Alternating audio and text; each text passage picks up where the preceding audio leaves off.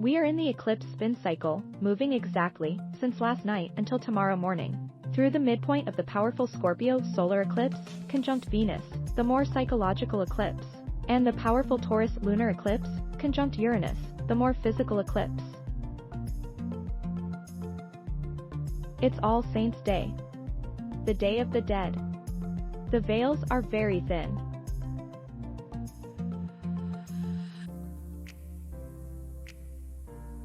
What we are doing now, how we are responding to what is happening, what we are saying/re-saying, thinking/rethinking, what makes us uncomfortable, what makes us angry is extremely important. Karmic knots are coming untangled. Today, the moon is in Aquarius, the sign of the future. Through today's machinations, the 2021 to 2022 Saturn/Uranus square is pulled into our physical bodies.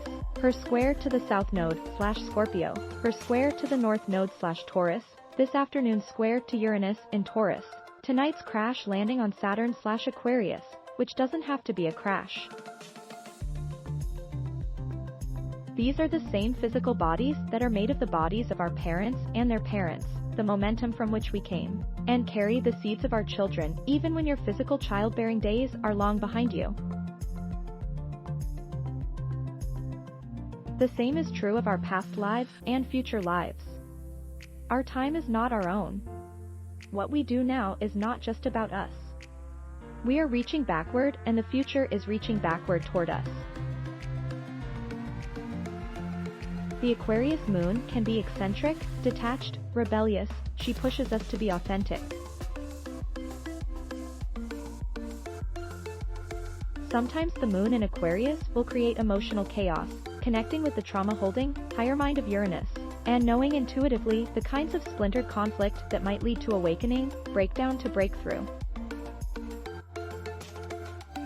The sun is in Scorpio and the moon will square him, too. The Aquarius moon allows us to step back a bit from situations that have grown too intense and also reminds us that freedom/liberation always comes with a cost. The empty leg of this whole thing is the Leo. Our heart, creativity, love, our hero's journey, our spark.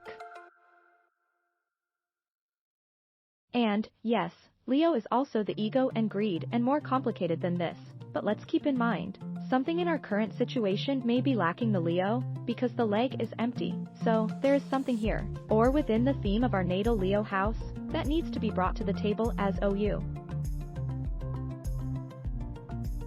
This is fixed energy. Something has to break. Or maybe it broke last night.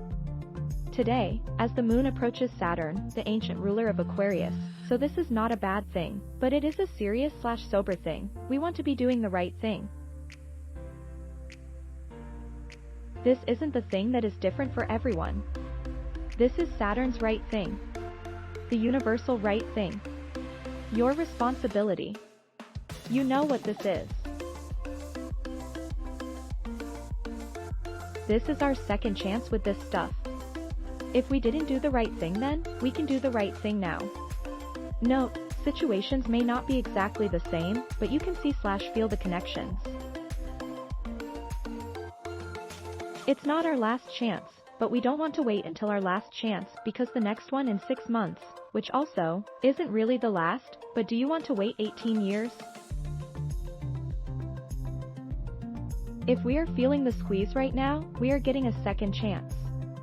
After the moon squares the nodes, 3 personal planets are crossing the south node of fate while opposing changemaker Uranus. This is a very big deal.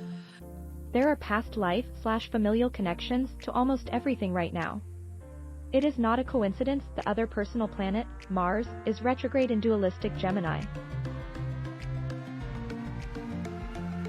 Changing our mind. Changing our actions. More second chances. After the moon meets and passes Saturn tonight, we will be on our course for that lunar eclipse on Uranus next Tuesday. Is there an adjustment in our actions, attitude, language, thinking, beliefs, as a result of what happened last night, / today that needs to happen before that Taurus eclipse's thunderbolt? Thanks for watching. Please subscribe.